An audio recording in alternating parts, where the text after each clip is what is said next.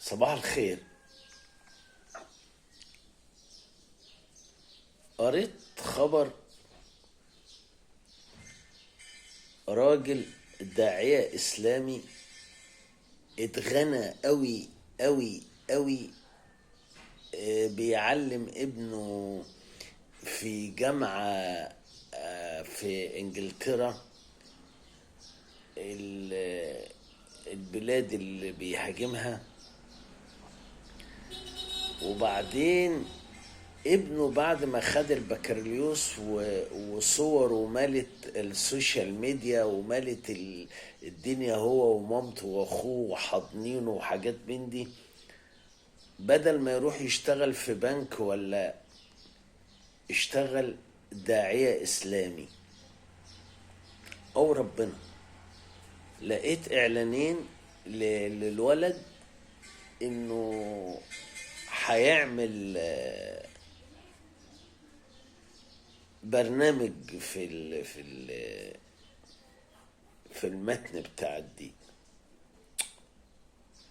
يا ابني، انت رحت خدت البكالوريوس بتاعك في بلاد الفرنجة وفي بلاد الانجليز اللي كانوا محتليننا، الناس اللي مش حلوين. حلو العرقسوس ده، انا بحب ما بحبش اشربه، بس بحب الباك جراوند ده المهم ان هذا الراجل الكبير ده اللي دايما يقول يا اخوانا يا اخوانا يا اخوانا، ابنه هيبقى داعية اسلامي برضه. على فكرة يا جماعة، والله العظيم ما احنا عايزين دعاء للإسلام. الإسلام مش في حاجة إلى دعاء، الإسلام في حاجة إلى ممارسة محترمة لبني آدمين اللي خلقهم ربنا كلهم.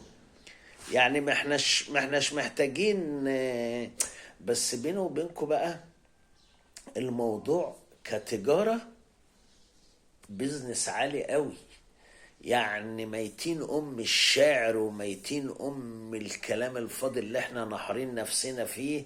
موضوع التجارة في الدين ده، وبعدين يتم تغليفها تجارة مع الله. على فكرة، الناس ما هيش عايزة حد يفقههم في الدين، الناس عايزة حد يأكلها ويشربها وهم هيعرفوا ربنا لوحدهم. الناس ما هيش محتاجة لشيخ، والله الناس ما هي محتاجة لشيخ.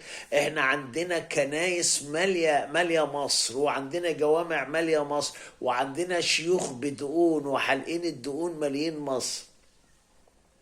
الناس محتاجة إلى حد يأكلهم ويشربهم، وبعد كده هم هيعرفوا الطريق إلى الله. الدعاء كانت موضة يا جدعان. جت يعني من 20 سنة و30 سنة، لما جت الموضة بتاعت الفنانات اللي تحجبهم وكده، وبقوا يعملوا حاجات اسبانيش وحاجات كده لطيفة، والعيال الخنافس اللي هي بتلبس جينز وبعدين كسبوا ميتين الشعر ده اللي ضيعنا ده. انا عايز ابقى داعية، شوفوا لي حاجة ابقى فيها داعية.